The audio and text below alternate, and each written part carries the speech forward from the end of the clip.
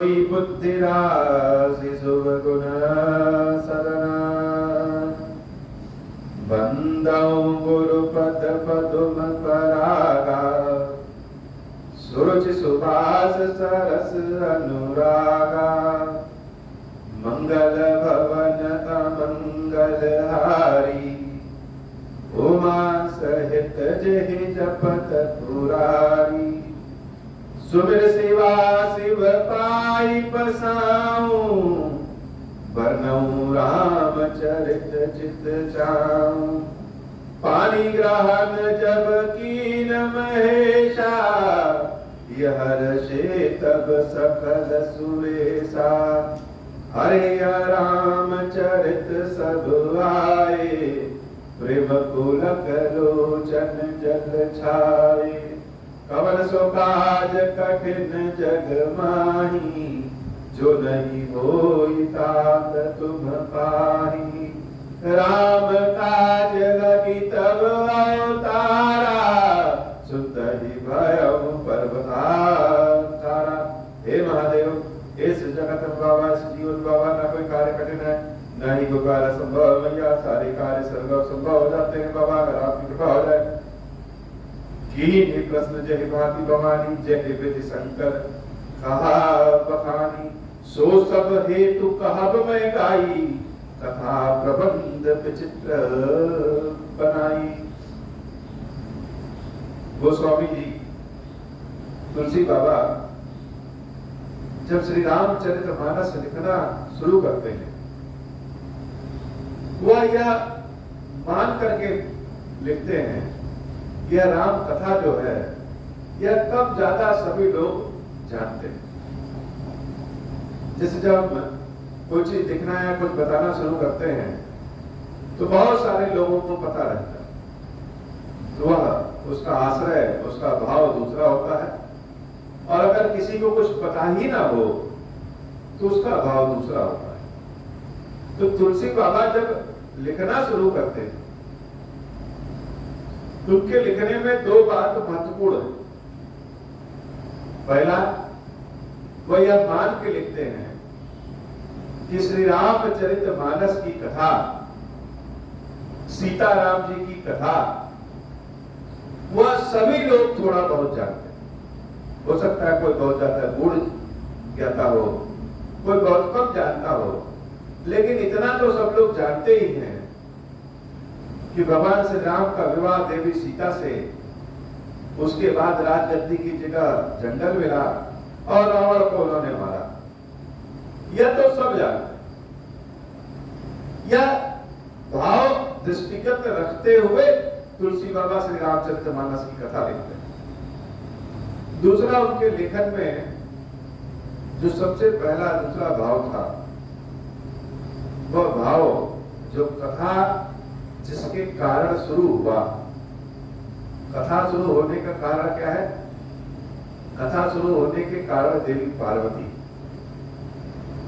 तो पार्वती जी ने जिस भाव से भगवान शंकर से कथा के बारे में प्रश्न किया और जितने सुंदर भाव से भगवान शंकर ने कथा के बारे में बताया,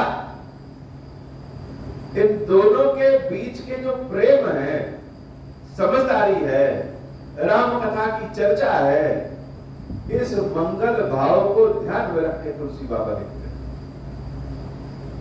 कीन्हे उठे प्रश्न, भवानी जिस प्रकार से प्रश्न करती। हम लोग फिल्म देखने जाते हैं कभी कभार, तो एक ही फिल्म को सारे डायरेक्टर अपने अपने दृष्टिकोण से प्रस्तुत करते हैं। किसी का प्रश्न प्रस्तुत करने का तरीका बहुत अच्छा होता है, किसी का नहीं होता।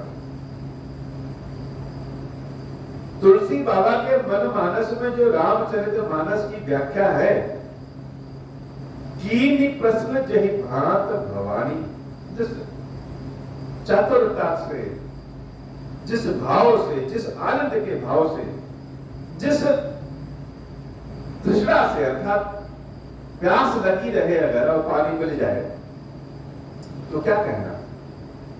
तो पार्वती मैया को राम कथा की जो प्यास लगी थी, उस तृष्णा से, और भगवान शंकर जिस भाव से कथा सुनाते हैं, वह भाव तुलसी बाबा ध्यान में रख करके रामचरितमानस का लेखन शुरू कर। एक ही कथा को 3 लोग अलग अलग समय में सुन रहे हैं। कथा एक ही है, श्री रामचरितमानस कल्पों के भेद के नाते भिन्न भिन्न दिखते हैं।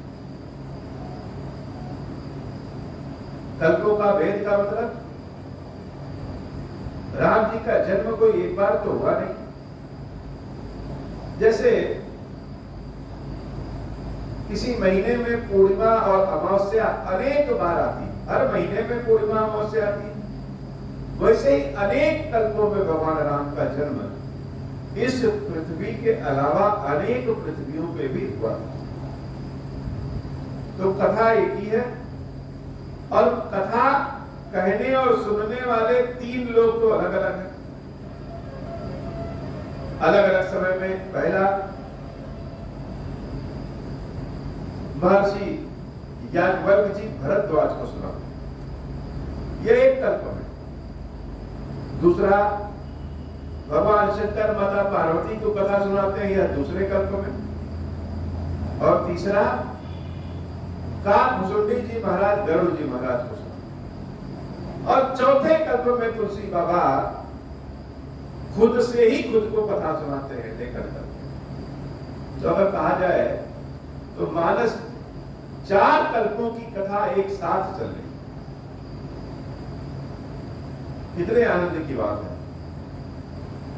और 4 कल्पों की कथा एक साथ चल रही है, इसका प्रमाण भी है, मानस में ही प्रमाण। जैसे एक जगह हम कथा पढ़ते हैं कि महाराज मनु और देवी शतरूपा भगवान के दर्शन के लिए अद्भुत तपस्या करते हैं। सीताराम जी प्रकट होते हैं और उनके पुत्र के रूप में जन्म लेने का उनको आशीर्वाद देकर के अंतर्धान होता। लिखा है कि वही स्वयंभू मनु और देवी शतरूपा बाद में अयोध्या में राजा दशरथ और कौशल्या के रूप में अवतार लेते हैं। वहीं पे एक दूसरी जगह कथा में लिखा है कि जब पृथ्वी माता पाप के भार से परेशान होकर के गाय के रूप में नारायण को बुलाती है, तो नारायण अपने मुख से कहते हैं कि महर्षि कश्यप और उनकी पत्नी दोनों ने बहुत तपस्या की, आदित्य देवी बहुत तपस्या की, और हमने आशीर्वाद दिया है कि उनके पुत्र के रूप में हम आएंगे। तो राम का जन्म वही कश्यप और अदिति रूपी दशरथ और कौशल्या के माध्यम से हुआ, या फिर मनु और शतरूपा रूपी दशरथ और कौशल्या के माध्यम से हुआ। सत्यनारायण भगवान की कथा जब हम पढ़ते हैं तो वहां पर भी लिखा है कि एक राजा सत्यनारायण भगवान के आशीर्वाद से कल आने वाले समय में दशरथ जी बनते हैं, और महाराज दशरथ के माध्यम से भगवान राम अवतरित। तो इसमें कौन सत्य है और कौन झूठा? क्या रामचरितमानस झूठा है, हमारे सतग्रंथ झूठे हैं? यह कल्पों का भेद, सब सत्य। जैसे अगर हम रामायण टीवी सीरियल की बात करें तो एक ही रामचरितमानस पे अनेक बार फिल्म और धारावाहिक बन चुके हैं। उस फिल्म और धारावाहिक में कभी दशरथ कोई बनता है, कभी कौशल्या कोई बनती है। ऐसे ही कल्पों के भेद के कारण, और यह बात हम सबके लिए भी बड़ी अच्छी कि जब महाराज मनु और शतरूपा दशरथ और कौशल्या बन सकते हैं, महाराज कश्यप और देवी अदिति दशरथ और कौशल्या बन सकते हैं, तो हम सब भी अगर बहुत अच्छे कर्म करें तो हो सकता है कि किसी जन्म में भगवान हमारे ही माध्यम से अवतार लीला को आगे बढ़े। तो सबके लिए दरवाजा खुला है। कोई यह नहीं कह सकता है कि जो पढ़ा लिखा है भगवान उसी के पास आते। जिसके जैसे कर्म, जिसकी जैसी भक्ति, हम सबको भी भगवान अपने माता पिता बना सकते हैं। यह कल्पों की भेद है, यह मानस की कथा है। और मानस की कथा कोई भी झूठी कथा नहीं, बड़ी ही वैज्ञानिक कथा। दूसरी बात, अगर हम देखें कि महर्षि याज्ञवल्क्य भरद्वाज जी महाराज को कथा सुना, और रामचरितमानस का जब पाठ पढ़ते हैं तो भगवान राम जब जंगल में जाते हैं तो ऋषियों मुनियों से मिलते मिलते एक बार वह भरद्वाज जी के आश्रम में भी जाते हैं। अब यहाँ एक बड़ी विचारणीय प्रश्न यह है, बड़े आनंद की बात यह है कि अगर कोई किसी से मिला है वह उसके बारे में ज्यादा जानेगा या जो न मिला हो वह जानेगा। भरद्वाज जी के आश्रम में रामचंद्र जी स्वयं आए, देवी सीता के साथ, लक्ष्मण भैया के साथ, और भरद्वाज ही याज्ञवल्क्य ऋषि से पूछ रहे हैं कि महाराज राम कौन है। यह तो बड़े आश्चर्य की बात है। याज्ञवल्क्य जी राम जी से मिले नहीं हैं, लेकिन राम जी के बारे में वह भरद्वाज जी को बता रहे हैं। भरद्वाज जी अपने आश्रम में ही राम जी से मिल चुके हैं, लेकिन राम ब्रह्म है कि नहीं है यह बात नहीं जानते। तो बड़े आश्चर्य की बात है। कथा शुरू होती है, और कथा कहां से शुरू होती है कि प्रयागराज में एक बार कुंभ का मेला लगा। भरद्वाज मुनि बसहि प्रयागा, तिनहि राम पद अति अनुरागा, तापस समदम दया निधाना, परमारथ पथ परम सुजाना, माघ मकर गत रवि जब होई, तीरथ पतहि आव सब कोई, देवतनुज किन्नर नर श्रेणी, सादर मच्चहि सकल त्रिवेणी। जब माघ का मेला लगता है तो माघ के मेले में त्रिवेणी में स्नान करने के लिए देवता, दानव, संत, महात्मा, पशु पक्षी आज सब लोग चाहते हैं, जो भी ज्ञानी होते हैं थोड़ा बहुत जानते हैं, वह प्रयागराज के त्रिवेणी में स्नान करने जाते हैं।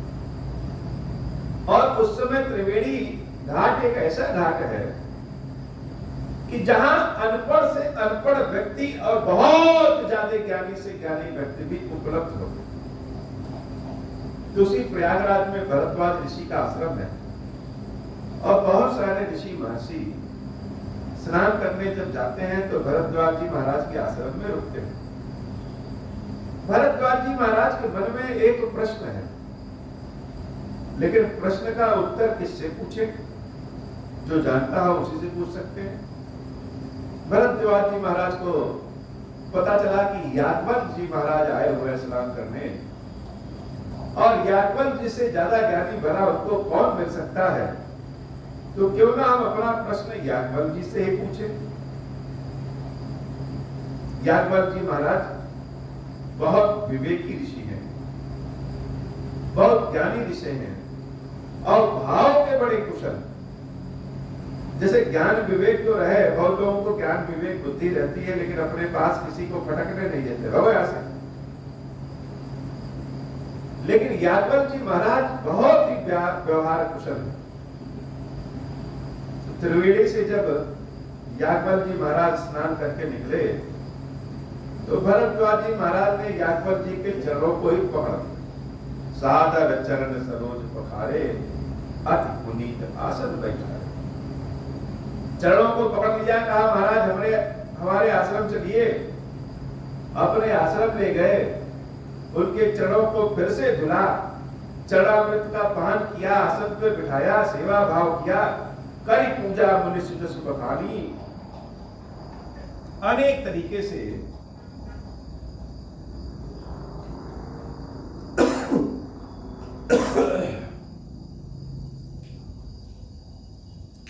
करी पूजा मुनि सुजस बखानी, बोले अति पुनीत मृदु वाणी। बड़े भाव से पूजा पाठ किया और बड़े मृदु भाव में भरद्वाज ऋषि ने याज्ञवल्क्य जी से प्रश्न।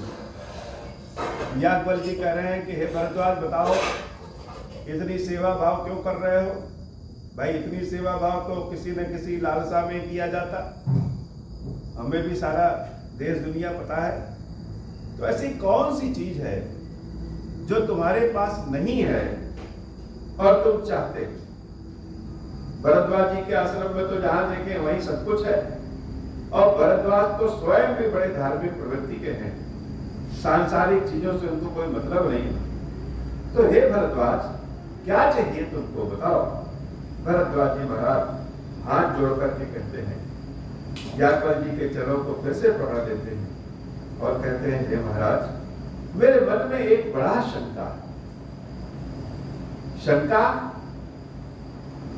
महर्षियों को, ऋषियों को, मुनियों को भी क्या कहीं शंका होती है?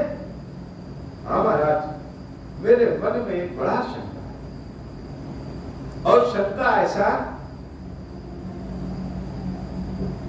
कि हम पूछ भी नहीं सकते, सबसे नहीं पूछ सकते। अच्छा, किसी प्रश्न का उत्तर अगर आपको न पता हो तो प्रश्न बड़ा कठिन है, और जिसको पता हो उसके लिए तो प्रश्न बड़ा सरल है। प्रश्न और उत्तर का यही सिद्धांत है। तो हे महाराज, हमें उस प्रश्न का उत्तर नहीं पता है, इसलिए वह शंका, वह प्रश्न हमको बहुत परेशान कर रहा है। लेकिन आप तो परम ज्ञानी हैं, जैसे हाथ पे कोई अपने आंवला रख ले और चारों ओर बता दे कि कहां क्या है, वैसे ही भूत भविष्य सब आप जानते हैं। इसलिए विनती है महाराज कि आप बताइए, मेरे प्रश्न का उत्तर दे दीजिए। करगत वेद तत्व सब तोरे। लेकिन प्रश्न ऐसा है कि हमको कहते हुए संकोच हो रहा, शर्म लग रहा। अब कैसा प्रश्न? कोई व्यक्ति अगर एमएससी मैथ से किया हो और उसे कहते कि महाराज हमको 10 में 2 का भाग देने नहीं आता, 10 को 2 से डिवाइड कैसे करेंगे या फार्मूला नहीं आता, तो यह प्रश्न पूछने में ही उस व्यक्ति को संकोच हो। और लोग हंसेंगे भी, जितने पढ़े लिखे उनको भाग देने नहीं आता। वैसे भरद्वाज ऋषि तो परम ज्ञानी, विवेकी भी हैं, स्वाध्याय भी करते हैं, सत्संग भी करते हैं, और प्रश्न उनको एक नहीं पता। कहा तो सो मोहि लागत भय लाजा, जो न कहूं पढ़ होई अताजा, न कहूं। तो यह प्रश्न हमको अंदर ही अंदर परेशान कर रहा है, और कह दूं तो सारे लोग हंसने लगेंगे कि भरद्वाज बहुत ज्ञानी बनता लगता है, उसको इतना आसान प्रश्न पता ही नहीं है। याज्ञवल्क्य जी ने कहा कि हे भरद्वाज, प्रश्न कोई छोटा बड़ा नहीं होता, तो प्रश्न पूछो, क्या जानना है? संत कहाई अस नीति, प्रभु श्रुति पुराण मुनि गाओ, होई न विमल विवेक और गुर सन किए दुरा। जैसे डॉक्टर के सामने अपनी बीमारी नहीं छिपाई जा सकती, वैसे गुरु से दूरी नहीं किया जा सकता। वेद पुराण भी कहते हैं, भगवान भी कहते हैं कि गुरु से दूरी उचित नहीं। इसलिए प्रश्न तो पूछ ही लो। भरद्वाज जी महाराज याज्ञवल्क्य जी से प्रश्न पूछना शुरू करते हैं, और प्रश्न बड़ा घुमा के पूछते हैं। कभी कभी कोई बात हम सीधे नहीं पूछ सकते, जानना चाहते हैं, इच्छा भी है, लेकिन सीधे कह नहीं पाते। तो भरद्वाज जी महाराज कह रहे हैं, अस विचारी प्रकटौ निज मोह, हरहु नाथ करि जन पर छोहु, राम नाम कर अमित प्रभावा, संत निषद गावा, संतत जपत शंभु अविनाशी, शिव भगवान ज्ञान गुण राशि, आकर चार जीव जग आई, काशी मरत परम पद लाई, सोपी राम महिमा मुनिराया, शिव उपदेश करत करिदाया, राम पवन प्रभु पूछऊं तो ही, कहाई बुझाई कृपा निधि मोही। भरद्वाज जी महाराज एक साथ मुझे से प्रश्न पूछ लिए कि हे महाराज, राम नाम का हम अमित प्रभाव जानते हैं, सारे लोग राम राम राम राम करते हैं, और दूसरों को तो छोड़िए, जो स्वयं ईश्वर है, भगवान शंकर, वह भी दिन रात राम राम राम राम राम करते हैं। काशी में जब किसी की मृत्यु होती है तो विद्वान लोग कहते हैं कि भगवान शंकर मरने वाले व्यक्ति के कान में राम नाम का मंत्र फूंकते हैं, और उसी राम नाम के मंत्र के प्रभाव से जीव की मुक्ति हो जाती है। या जो राम नाम है चारों ओर, हे महाराज, हम यह जानना चाहते हैं कि यह राम है कौन? जब भरद्वाज जी महाराज ने पूछा कि राम है कौन, तो यादव जी महाराज मुस्कुरा दिए, और भरद्वाज जी महाराज के आश्रम में जितने भी छोटे बड़े साधु संत ऋषि महर्षि जो थे, वह भी जैसे लगे कि वे स्टैचू हो गए। अर्थात जानने की इच्छा सबकी है, लेकिन प्रश्न पूछ नहीं पा रहा कोई। जानना तो सब चाहते हैं कि क्या सत्य में भगवान शंकर जिसका नाम लेते हैं राम राम राम राम राम राम, वह राम दशरथ के पुत्र राम दोनों एक ही हैं कि अलग अलग? एक राम अवधेश कुमारा, तिन कर चरित विदित संसारा, नारी विरह दुख दहम अपारा, भय रोष रन राम अनुमान। एक राम के बारे में तो सब जानते हैं, दशरथ के पुत्र हैं। उनकी स्त्री सीता को रावण उठा ले गया था, तो क्रोध में आकर के उन राम जी ने रावण का वध कर दिया। उनके चरित्र, उनकी कथा के बारे में तो सब जानते हैं। तो हे महाराज, क्या वह दशरथ के पुत्र राम, और जिनका नाम भगवान शंकर दिन रात लेते हैं राम राम राम राम, दोनों राम एक ही हैं? प्रभु सोई राम की अपर को जाहि जपत त्रिपुरारी, सत्य धाम सर्वज्ञ तुम कहो विवेक विचार। विवेक करके विचार करके हे महाराज, आप ज्ञानी हैं, बताइए कि क्या दोनों राम एक ही हैं या अलग अलग? बड़ा भारी प्रश्न मेरे मन में। यादव जी महाराज मुस्कुरा रहे हैं। भरद्वाज जी महाराज कह रहे हैं कि जैसे भी जिस भी विधि से मेरी यह शंका दूर हो, वह तरीके से, उस तरीके से समझा करके, जैसे मिटे मोर ब्रह्म भारी, कहां सो कथा नाथ विस्तार। विस्तार पूर्वक समझा करके कहिए महाराज, ये राम कौन है? यादव जी महाराज मुस्कुराए, और यादव जी भरद्वाज से कह रहे हैं कि हे भरद्वाज, बहुत चतुर हो, तुम्हारे मन में न कोई शंका है न कोई अज्ञानता, लेकिन तुमको राम के बारे में जानना, सुनना, समझना है, इसलिए तुमने ऐसा प्रश्न। जाग बलिक बोले मुस्काई, तुम्हें विदित रघुपति प्रभुताई।